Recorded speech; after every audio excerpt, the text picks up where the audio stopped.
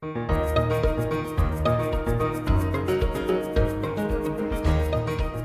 is Dr. Lyle Jones, Editor-in-Chief of Continuum, the premier topic-based neurology clinical review and CME journal from the American Academy of Neurology. Thank you for joining us on Continuum Audio, which features conversations with Continuum's guest editors and authors who are the leading experts in their fields. Subscribers to the Continuum Journal can read the full article or listen to verbatim recordings of the article and have access to exclusive interviews not featured on the podcast. Please visit the link in the episode notes for more information on the article, subscribing to the journal, and how to get CME.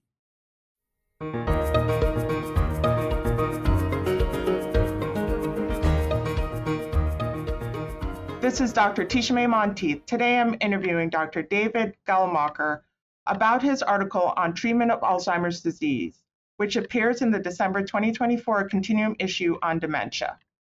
Welcome to our podcast, Dr. Geldmacher. How are you? I'm very well, thank you. It's a pleasure to be here. Yeah, so why don't you introduce yourself to our audience? Sure. I'm David Geldmacher. I'm a professor of neurology at the University of Alabama at Birmingham, and I lead the Division of Cognitive and Behavioral Neurology. So I'm really excited about this to personally learn, and I know that our neurology community is also really excited about this interview. So why don't we start off with your main objective? So my main goal in the article was to review the FDA-approved pharmacologic treatments for dementia. There's lots of ways of thinking about treatment of dementia, psychosocial, caregiver support, and so forth. But I really wanted to focus on the issues of drug treatment because that's what has been our backbone for a long time and now has recently expanded. Why don't we talk a little bit about, first of all, the boom in the field? What's that been like? So the big change in the field is over the last several years, we've had treatments become available that actually attack the underlying Alzheimer pathology. And that's new and different. For decades, we've been able to treat the symptoms of the disease, but this is the first time we've really been able to get to the root of the pathology and look toward removing amyloid plaques from the brain.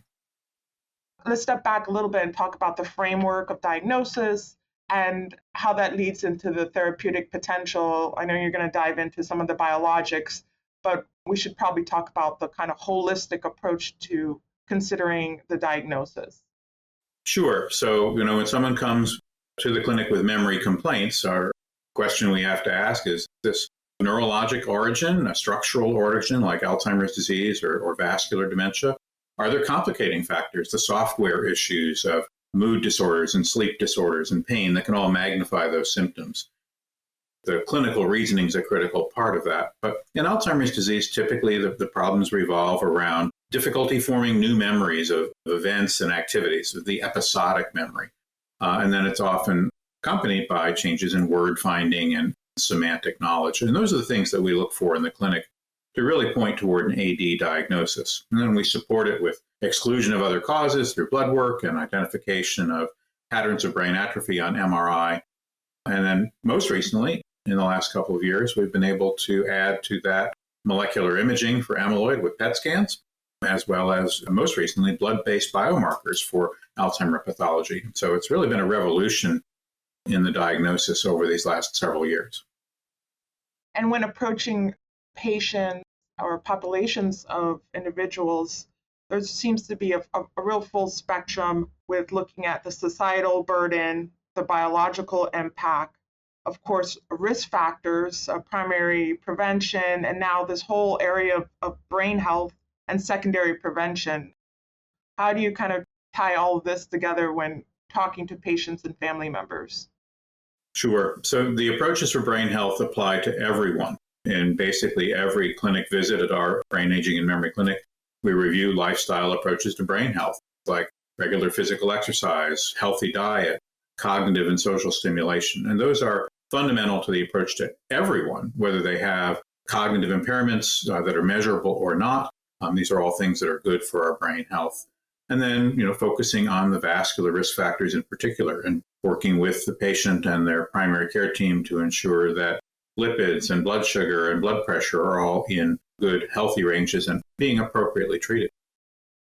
There's this kind of whole considerations of clinically meaningful endpoints in clinical trials, and even when we're talking to our patients, What would you say the field has kind of identified as the best endpoints in helping patients? Would you call it impaired daily function? Is that like the best hard endpoint? Obviously, there are other things such as caregiver burden, but how do you approach assessing patients? Defining the endpoints is very difficult.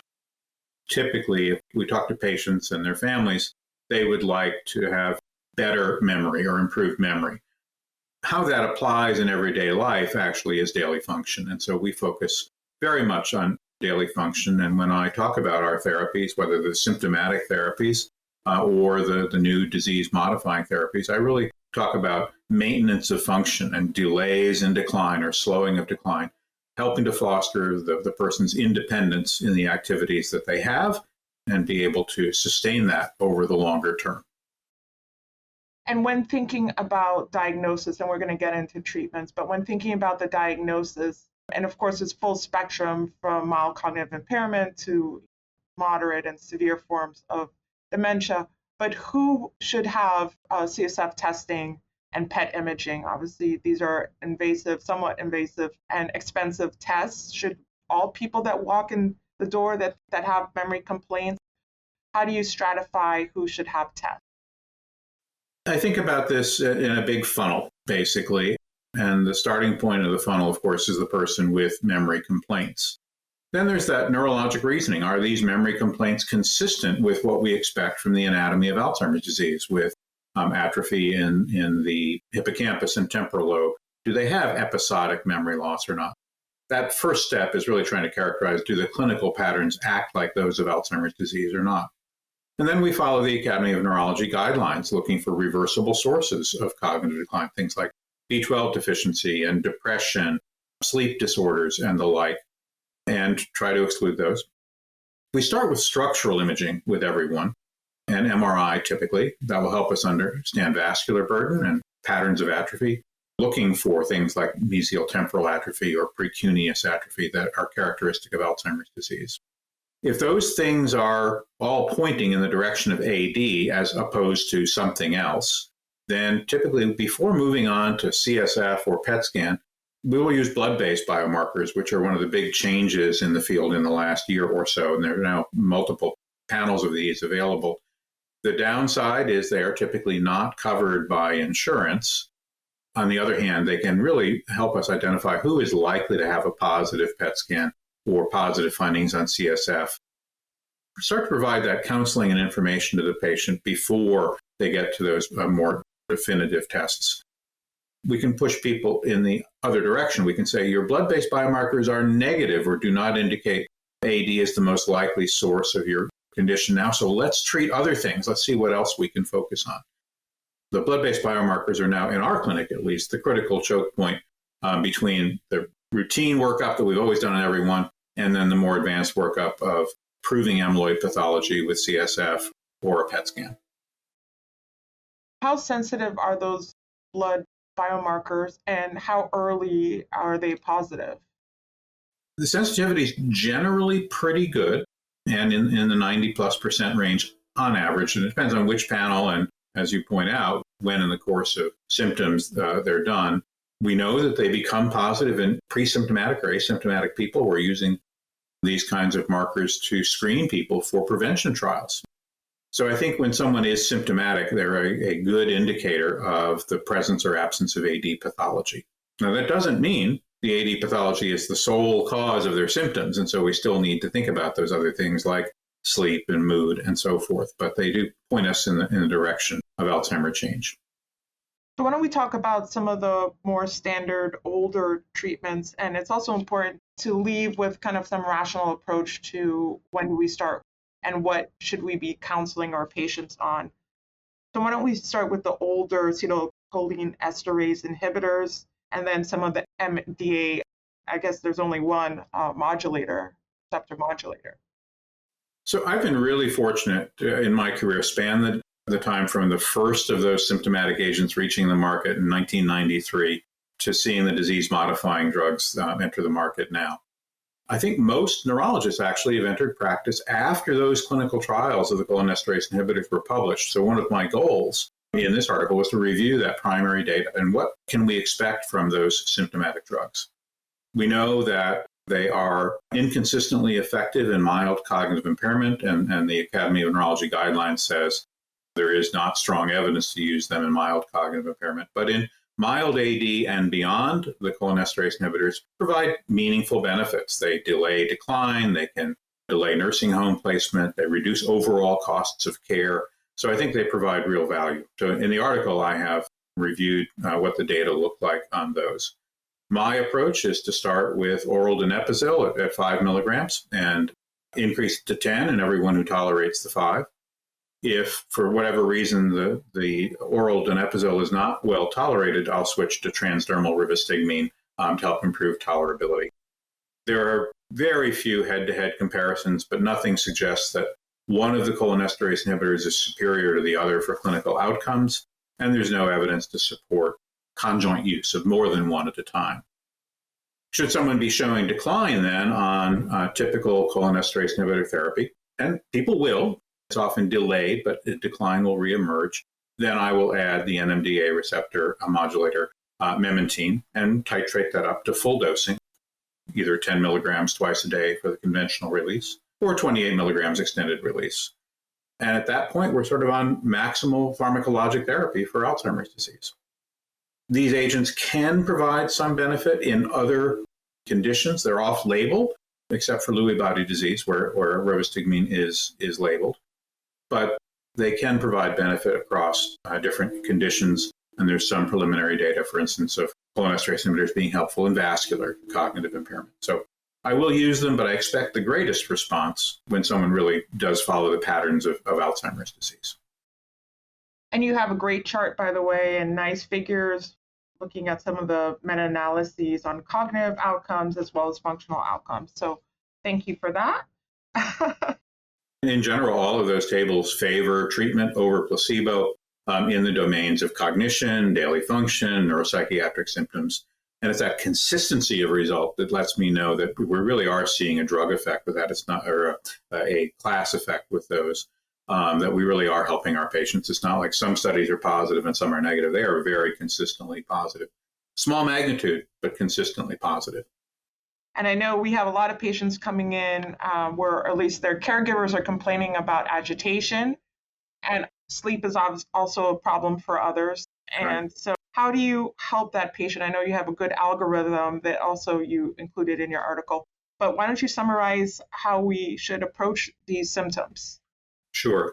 So for non-psychotic agitation, just restlessness, wandering, pacing, and so forth, my first choice is an off-label use of citalopram. And there is good clinical trials evidence to support that. If someone has psychotic agitation, that is with delusions or hallucinations and so forth, I think we do need to move to the antipsychotic drugs.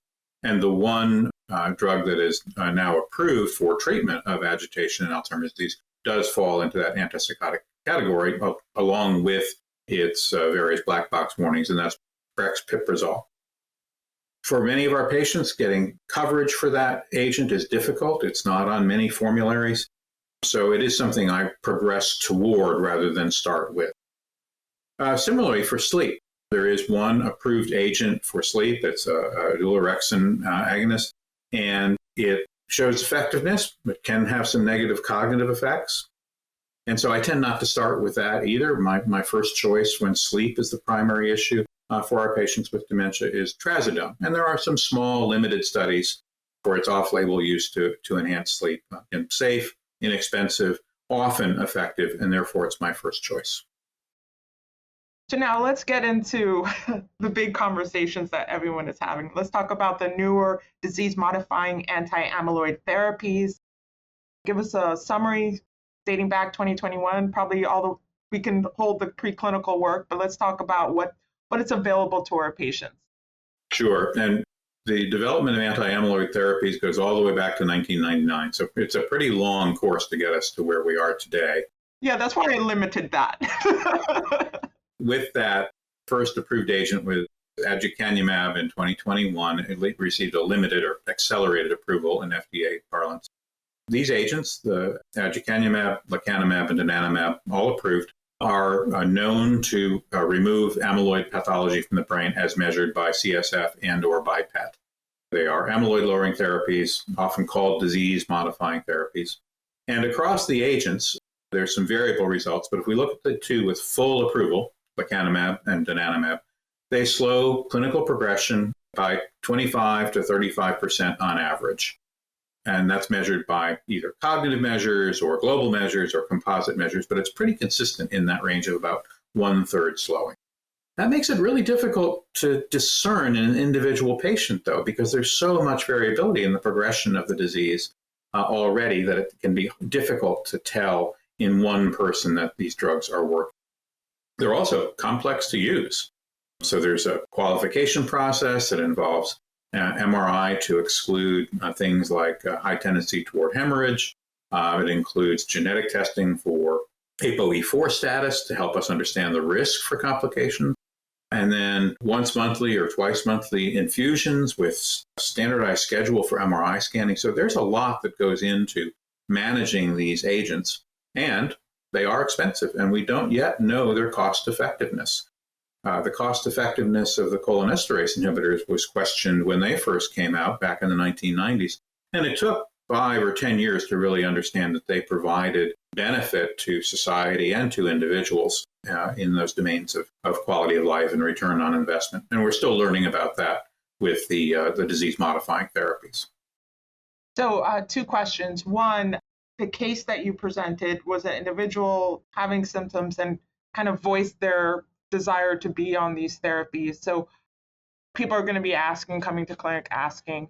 And then, of course, there are going to be people that you select out. So how do you make that decision to recommend this treatment for patients, given the potential risk? We've got some really good guidance from appropriate use recommendation papers for aducanumab and lecanemab, and I'm expecting one for donanemab fairly soon. But the key is to identify individualized risk, and that involves knowing their ApoE4 status, knowing their whether they've had microhemorrhages in the brain previously, and then documenting that they really do have amyloid pathology with something like the PET scan to establish those baselines.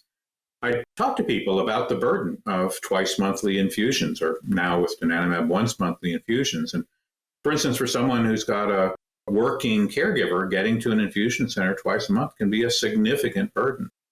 And then if there are complications, frequent MRI scans and so forth. So we talk about the burden of entering into this therapeutic pathway. The reality is that people who are qualified generally want it. I have relatively few folks who have said, no, these risks are more than I'm willing to accept. For decades, my patients have said, anything you can do to slow this down, I'm willing to try. And now we're seeing that translated to reality with people willing to accept high risk, high cost treatments with the chance of slowing their individual progression. And how do you select between the 2 treatments? So far, that's been easy because donanemab's not readily available. Outside of clinical trials, right? Exactly. For prescription use, it's coming in. The first cases have now been infused, but it's not generally available. Nonetheless, what I will do for patients in this is look at the risk tables. So donanemab appears to have, in general, some higher rates of the ARIA complications, amyloid-related imaging anomalies. And some people are going to be more risk tolerant of that for the payoff of potentially faster response. The donanemab trials were structured that they did their first assessment of effectiveness at amyloid removal at 6 months. And a significant proportion of people were eligible to discontinue treatment at 6 months because their amyloid was below treatable thresholds. So higher risk, perhaps faster action, and fewer infusions for donanemab. Lecanemab, we have more direct experience with. And between the 2 of them, the 18-month outcomes are pretty much the same and indistinguishable. So are we in it for a quick hit, or are we in it for the long race? And different patients and different families will have differing opinions on where they want to accept that risk and burden and so forth. But so far, the data don't indicate a lot of difference in their longer-term outcomes. We still have plenty to learn. And so it sounds like, as you mentioned, we're looking at 18 months out for kind of a hard outcome, and that there is a lot of variability in response rates. How are you tracking patients? You know about the imaging, so just in terms of clinical outcomes and efficacy. Sure. So for Medicare to reimburse on these treatments, people need to be enrolled in a registry program. And there are several of these. CMS runs one of their own. But the requirement for that is every 6 months to do cognitive and functional outcomes through the first 2 years. Cognitive outcomes are up to the clinician, but things like the mini mental state exam, the MOCA, are appropriate. In our own program, we use something we developed locally called the Alabama Brief Cognitive Screener as for the cognitive outcomes. And then for functional, we use an instrument called the General Activities of Daily Living Scale, but there are many other ADL scales that could be used as well. CMS does not mandate specific tests. Since the progression of the disease is variable to begin with, we don't really know how to interpret these results in reference to whether the drug is working, but I can tell a patient or a family member, your scores are stable, or you have a decline of 3 points in this test. That's typical for this duration of illness. But there isn't a good way to know whether the drug is working in this person at this time, at least with our current levels of data. So I think we have to talk about health equity, and it sounds like Medicare is reimbursing for some of this. We look at different socioeconomic backgrounds, educational backgrounds, race, ethnicity. Not everyone is aware of these treatments. So how do we get more patients to become aware of these treatments, and how do we get them to more people to help people? Yeah, I mean, it's a major issue of inequity in our population. We've done some work at UAB looking at the flow of members of minority communities into memory clinics. So we know that the overall population of, and I'll choose for an example, Blacks and African Americans, that they are represented at a much higher rate in our overall UAB treatment population than they are in our memory clinic population. So they're not even getting to us in the specialty clinic at the same rates as other segments of our population. We also know that Blacks and African Americans in our population are not receiving PET scans as often as the overall treatment population. So yes, there are real problems with access. There are cultural issues behind this as well. And in many communities, a change in cognition, a loss of memory, is an expected part of the aging process rather than recognized as a disease. So people who come to us from minority communities are often further along in the course of cognitive and functional decline and beyond the point where they might qualify for the disease-modifying therapies, where early AD is the sort of defining boundary. So I think more awareness and more screening in primary care settings, perhaps more community outreach to let people know that changes in memory that affect daily function are not normal as part of the aging process and should be evaluated for intervention. So there's lots of places in our healthcare community where we could foster better outreach, better knowledge to get more folks access to the medicines. And this is before we even get to cost. Yeah. And obviously there's some stigma as well. That's right. Really recognizing what the issues are and diving in and asking those questions and funding research that asks those questions, as you mentioned, is really important. And then you have also a nice area where, looking on the impact of treatments on caregiver-related outcomes, and of course, ultimately want to keep patients out of nursing homes and prevent death. And so can you talk a little bit about that and, mainly the caregiver burden?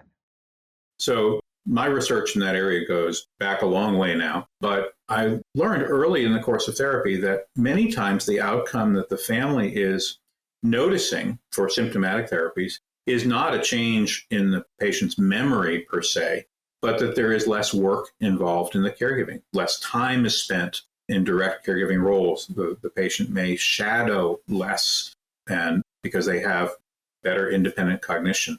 I remember one family member once told me, the medicine you started is a godsend because now I can go to the bathroom by myself and he's not pounding on the door saying, where are you? Where are you? He's able to recall long enough that I'm in the bathroom that I have that moment of privacy. That was very meaningful to me to hear that. So cool. So why don't you just help us wrap this up and just give us like 3 main takeaway points that we should be getting out of your article? The 3 points that I would emphasize from my article is that the symptomatic therapies provide meaningful benefits and measurable, consistent, meaningful benefits.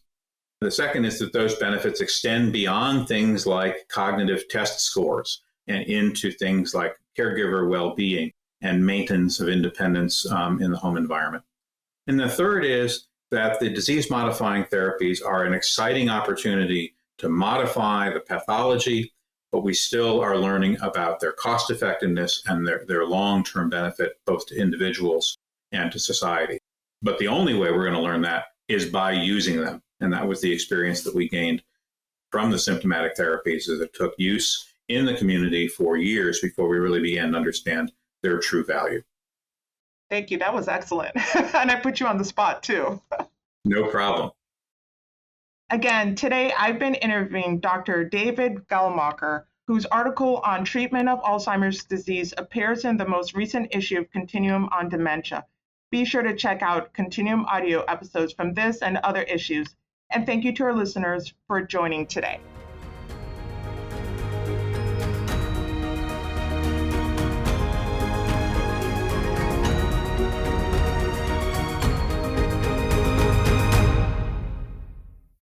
This is Dr. Teshamae Monteith, Associate Editor of Continuum Audio. If you've enjoyed this episode, you'll love the journal, which is full of in-depth and clinically relevant information important for neurology practitioners. Use the link in the episode notes to learn more and subscribe. AAN members, you can get CME for listening to this interview by completing the evaluation at continuumpub.com/audiocme. Thank you for listening to Continuum Audio.